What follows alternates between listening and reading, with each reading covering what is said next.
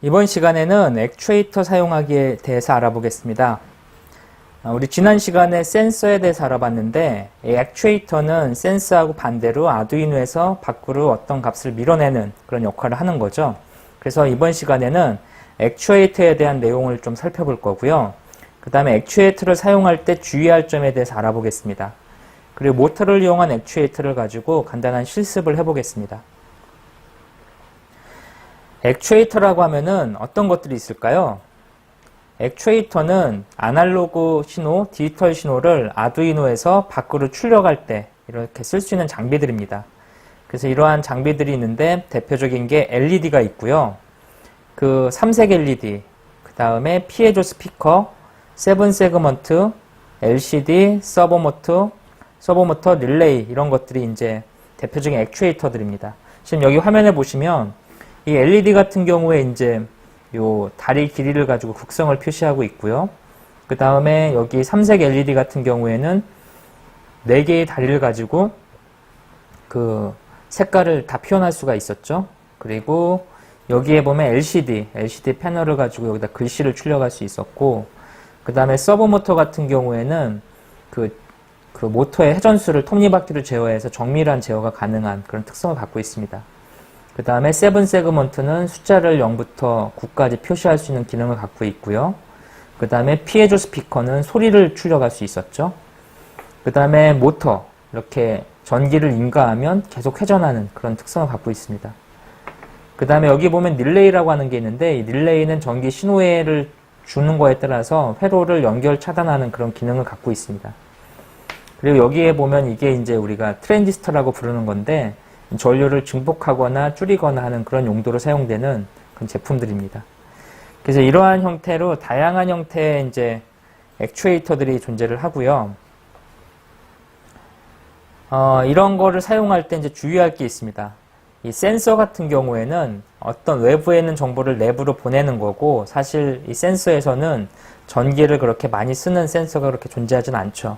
하지만 액추에이터는 특히 모터 같은 경우에는 이 전기를 상당히 많이 쓰게 됩니다. 여기 보시는 DC 모터 같은 경우에 6V에 70mA를 쓰게 되어 있는데, 아두이노는 기본적으로 5V에 40mA를 제공하고 있거든요. 핀에서. 따라서 서로 다르죠. 만약에 40mA에다가 70mA를 연결하면 어떤 일이 벌어질까요? 전기가 부족하기 때문에 이 모터가 아예 작동하지 않거나 또는 최악의 경우 아두이노 회로가 손상되게 됩니다. 그래서 이러한 그 전압에 관련된 것들이 상당히 중요하기 때문에 이런 전기에 대한 양을 정확히 알아야 되고요. 또 하나 이런 극성에 관련된 문제가 발생할 수 있기 때문에 전류를 한쪽 방향으로 고정시켜주는 그런 장치들이 필요합니다. 지금 보시는 이 장치가 바로 다이오드라는 장치인데요. 여기 회색선으로 이렇게 표시가 되어 있죠. 그래서 한쪽은 플러스 한쪽은 마이너스인 이렇게 표시가 되어 있는 회색선을 갖고 있는 게 있는데, 이 다이오드는 기본적으로 전류를 한쪽으로만 흐르게 합니다. 그래서 이걸 가지고 한번 확인을 한번 해보겠습니다. 지금 여기 이제 9V 배터리가 하나 있고요. 여기 보시는 LED가 하나 연결되어 있어요. 그래서 여기 보시면 이 극성을 가지고 한번 연결을 해보겠습니다. 이쪽에 있는 핀 다리 하나에다가 이쪽에 있는 다리 하나를 이렇게 연결해 보겠습니다. 이 핀을 하나 꽂고요. 그 다음에 다리를 이쪽 극성에다 이렇게 연결해 보겠습니다. 이렇게 연결하면은 지금 전류가 들어오죠. 이 방향에서는 이 다이오드에서 전기를 통과시키는 거죠. 만약에 이 다리를 반대로 이렇게 꽂아 보겠습니다. 다리를 반대로 이렇게 꽂아 버리면 이때는 전기가 통하지 않죠.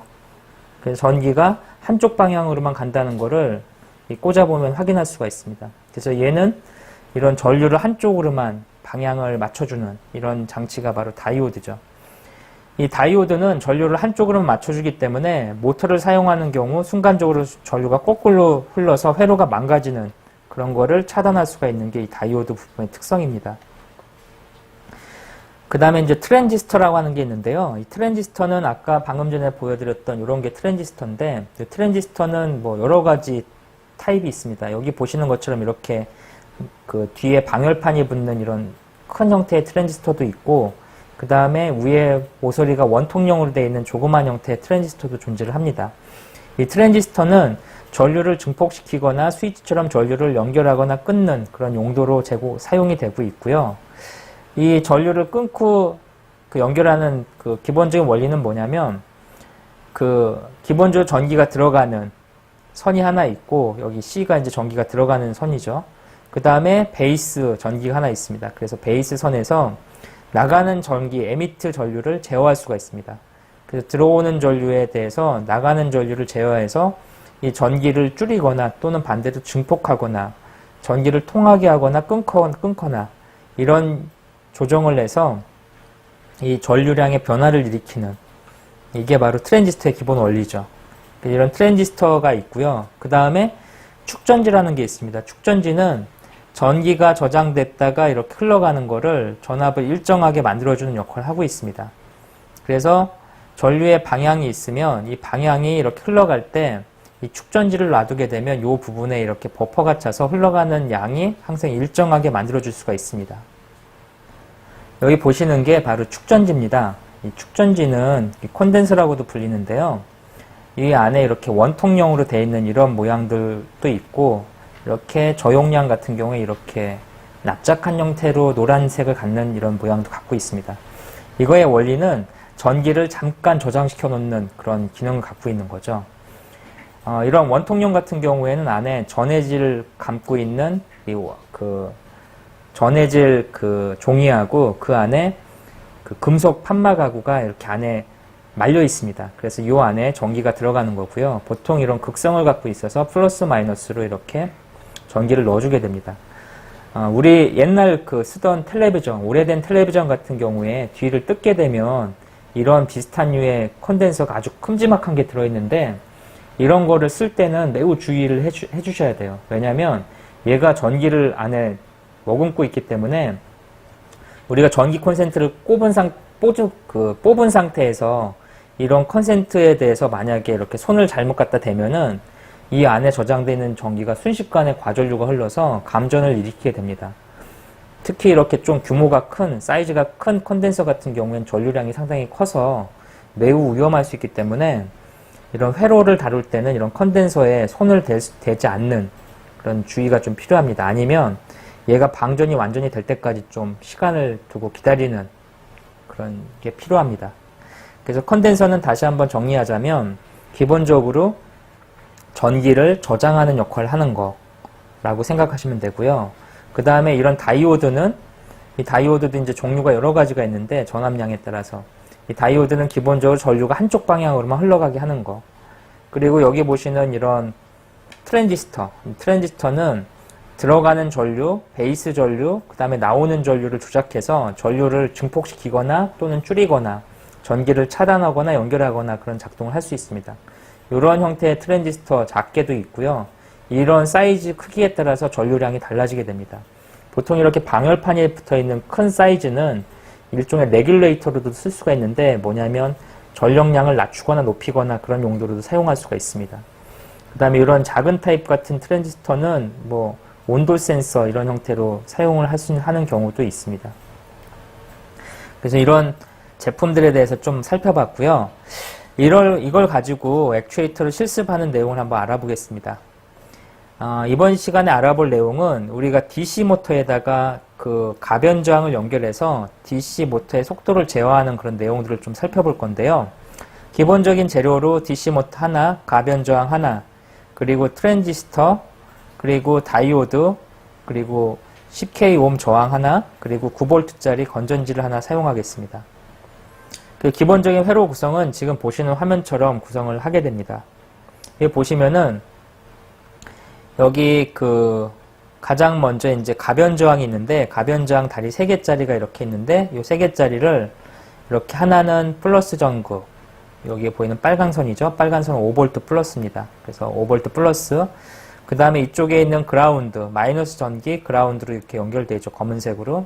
그리고 가운데 있는 선 하나가 바로 A0, 아날로그 인으로 해갖고 연결이 되어 있습니다. 그래서 요거를 돌리면은 아날로그 인으로 값이 0부터 1024-3으로 들어가게 됩니다. 이 들어가는 값을 바탕으로 DC 모터의 회전수를 제어하고 싶은 거죠. 참고로 DC 모터는 아까 말씀드린 대로 아두이노에 비해서 사용하는 전력량과 전류량이 큽니다. 아두이노는 기본적으로 하나의 핀에서 40mA 이상이 출력이 되면 보드에 무리가 따르게 되죠. 근데 얘는 기본적으로 그 40mA보다 훨씬 큰 값을 쓰게 되죠. 따라서 문제가 생길 수 있기 때문에 이 전류량이 한 방향으로 흘러가게 하기 위해서 이 앞에 다이오드를 하나 추가했습니다. 다이오드를 하나 추가하고 전류량을 제어하기 위해서 전류량이 큰 전류가 작은 전류로 가는 거를 처리하기 위해서 여기 트랜지스터 하나 달았습니다. 그 트랜지스터의 다리 하나를 여기 9번 핀에 연결을 했고요. 그 다음에 트랜지스터의 가운데 다리는 그라운드에다가 연결해서 전류량이 한 방향으로만, 전력이 한 방향으로 흘러가게 제어를 했고, 이 한 방향 흘러가는 전류량 중에 하나를 DC 모터에 연결을 했습니다. 그 다음에 DC 모터의 또 다른 하나는 얘가 기본적으로 아두이노가 제공되는 5V보다 훨씬 많은 전류를 쓰기 때문에 9V 외부 전원에다가 연결을 시켰습니다. 이렇게 연결을 시키고 이 트랜지스터에서 전류량을 제어해주기 위해서 레귤레이터 역할을 할 수 있게 정류를 시키기 위해서 이 트랜지스터의 하나의 다리를 음극에 그라운드에 연결하고 여기에서 이 선을 따왔습니다. 이렇게 해서 이 DC 모터에 충분한 양의 전력과 전류량을 공급해주는 거죠. 그리고 이거에 대한 그 제어는 9번 핀을 통해서 이렇게 밖으로 내보낼 수 있도록 이렇게 작성을 했습니다. 방금 전에 설명드린 것처럼 이렇게 회로를 구성해 놨습니다. 그래서 여기 보면 DC 모터가 있고 그 다음에 가변저항을 이렇게 하나 설치를 해 놨고요. 여기 보시면 다이오드가 하나 들어있죠. 전류량의 방향을 제어하기 위한. 그 다음에 얘가 쓰는 전력과 전류량이 다르고 얘가 지원하는 전력과 전류량이 다르기 때문에 외부에서 이렇게 9V짜리 전기를 인가해 주게 됩니다. 그러면 이렇게 9V를 인가해 주게 되면 얘가 회전을 하게 되죠. 이 회전하는 거를 이 가변저항을 이용하면은 외부에서 제어할 수가 있게 됩니다. 그래서 지금 보시면 외부에서 전력을 해주고 이 모터에다가 이 가변저항을 넣어주면 이 가변저항이 모터 수에 따라서 회전을 하게 됩니다. 돌아가는 게 보이시나요? 이렇게.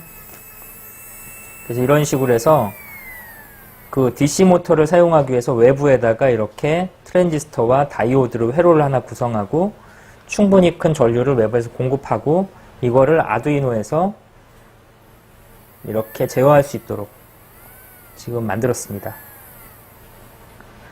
이러한 회로를 구성해서 사용하는 방법에 대해서 지금 설명을 드렸고요.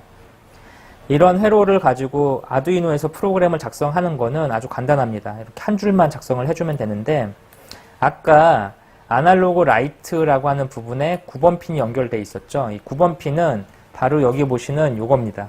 여기 보시는 요 핀이 지금 아날로그에 연결되어 있는 그 부분인데 요 부분이 아날로그 리드의 A0, 요 A0죠. 그래서 가변저항의 A0를 이렇게 선이 연결되어 있고요. 그 다음에 A0는 그 가변저항이니까 0부터 1023 사이의 값이 들어오겠죠.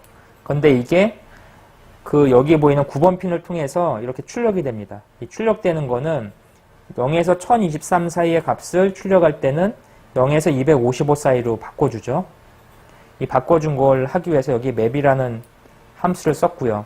이거를 9번 핀으로 해서 출력하는 거죠.